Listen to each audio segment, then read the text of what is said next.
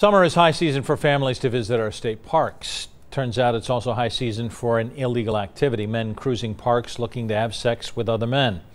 Local 12's Rich Jaffe joins us now with an exclusive look at what the Clermont County Sheriff is now doing about that. Rich? Brad, we just got back from spending the day with Clermont County deputies. They've been running an undercover operation at East Fork State Park for the last few weeks after we aired a story about this problem back in May. From what we saw today, the number of men cruising that park for sex is staggering.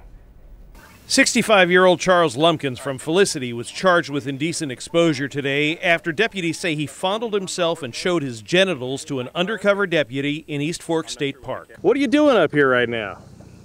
I was sitting back there reading till that guy come back there bothering me. You were reading. You weren't exposing yourself? Not until he asked me. But we heard the conversation from a hidden microphone, and that's not the way it happened.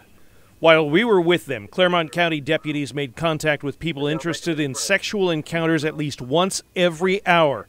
They cruise the park looking for a little wave from oncoming traffic. They back into parking spaces and wait for someone to walk to the car.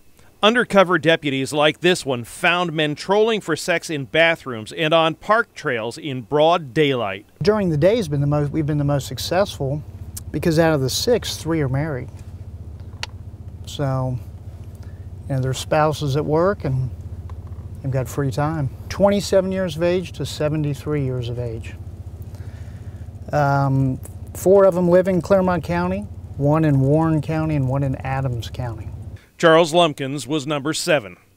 Careful to be sure they have grounds for criminal charges. Most of the encounters do not result in arrests.